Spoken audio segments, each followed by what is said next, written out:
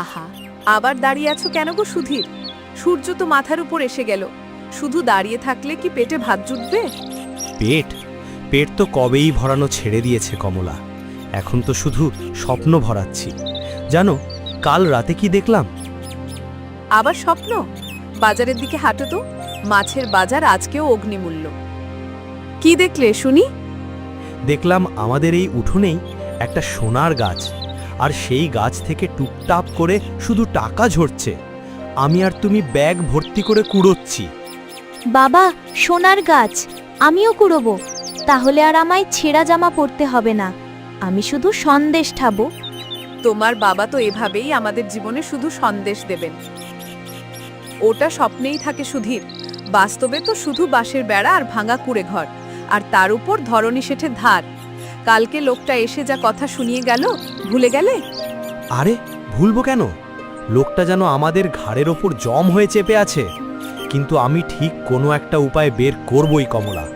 এই হাতেই তো মাটি ফলাই, শুধু একটু সুযোগের অপেক্ষা। সুধীরের প্রতিবেশী হাই তুলতে তুলতে আলস্য ভরা চোখে তাদের উঠোনে এসে দাঁড়ায়। কিরে সুধীর, এত সকালে কিসের স্বপ্ন সভা? ওহো, সোনার গাছ। সুধীর আর তার স্বপ্নের সোনার গাছ, এভাবেই কাটাবি জীবন। আরে হেমন্ত, আয় বস। সংসারের চিন্তা, ধরণী শেঠকে নিয়ে কি যে করি। ধরণী শেঠ, লোকটার নাম শুনলেই আমার পেট গোলায়। কাল আমার পুকুর পাড়ের জায়গাটাও নাকি উনি সস্তায় কিনে নিচ্ছেন। সব তো লোকটা লুটেপুটে নেবে। লুটে পুটে নেবে কেন? তোমরা যদি মুখ বুজে থাকো। সুধীর, তুমি এসব বাজে কথা না শুনে যাও তো বাজারে, দেরি হয়ে যাচ্ছে। হ্যাঁ, যাচ্ছি। তবে দেখিস কমলা, এই সুধীর একদিন গ্রামের সবচেয়ে ধনী হবে, আর এই ধরণী শেঠ আমার কাছে হাত পাতবে। এটা আমার স্বপ্ন, আর স্বপ্ন একদিন সত্যি হবেই। বাবা, তুমি পারবে। সুধীর হেসে বাজারের দিকে রওনা হয়। কমলা মুচকি হাসে। হেমন্ত হতাশ চোখে সুধীরের চলে যাওয়ার দিকে তাকিয়ে থাকে।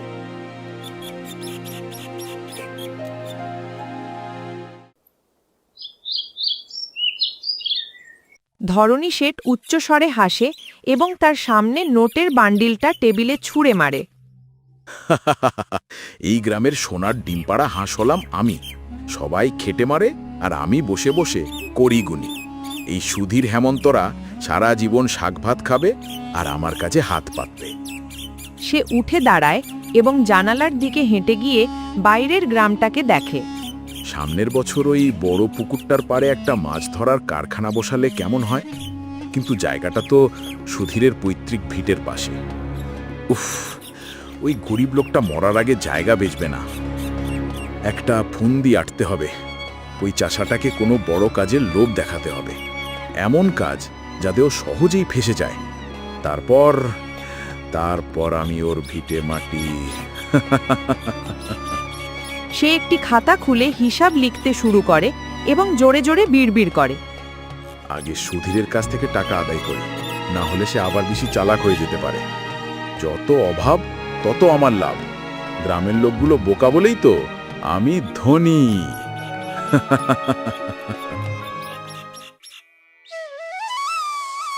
সুধীর কোদাল চালাচ্ছে, তার কপালে ঘাম।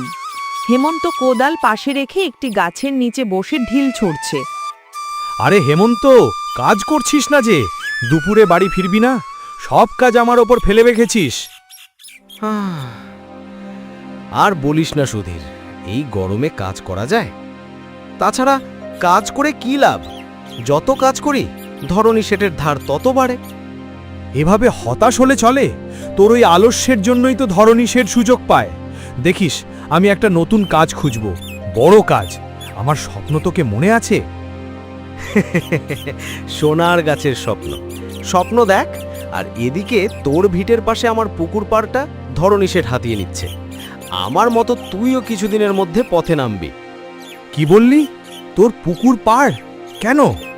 তুই তো বেচিসনি। না, ও লোক নাকি আমাকে মিথ্যে দেনার দায়ে ফাঁসিয়েছে। সে নাকি একটা সই করিয়ে নিয়েছে আমার অজ্ঞাতে। আমি কিচ্ছু জানতাম না। সুধীর চিন্তায় পড়ে যায়। ঠিক সেই সময় কমলা একটি গামলায় ভাত নিয়ে তাদের কাছে আসে। নাও, হাত মুখ ধুয়ে খেতে এসো। তোমরা দুজন শুধু অলক্ষণে কথা বলো। কি হয়েছে রে হেমন্ত? আর বলিস না বৌদি, ধরনী শেঠের চক্রান্ত। চক্রান্ত? জানো সুধীর, আমি বাজারের পথে শুনেছি ধরনী শেঠ নাকি জমিতে নতুন রাসায়নিক সারের ব্যবসা শুরু করছে, তাতে নাকি 3 গুণ ফসল ফলে। 3 গুণ ফসল? ওফ, এইটাই তো সুযোগ। হ্যাঁ, ধরনী শেঠের ব্যবসার ধারে কাছেও যাস না, ও শুধু ফাঁদ পাতে। হেমন্তের মতো ভেবো না, সুযোগ সবাই পায় না, কিন্তু সাবধান থেকো, লোভ যেন তোমার বুদ্ধিকে গ্রাস না করে। আমি তোমার পাশে আছি। ঠিক বলেছ কমলা, এইবার আমি ধরনী শেঠের সঙ্গে মুখোমুখি লড়ব, তবে স্বপ্নের সোনার গাছ নয়, নিজের শ্রমের ফসল ফলিয়ে। সুধীর উৎসাহের সঙ্গে আবার কোদাল হাতে নেয়। কমলা মুচকি হাসে। হেমন্ত দ্বিধা নিয়ে তাদের দিকে তাকায়।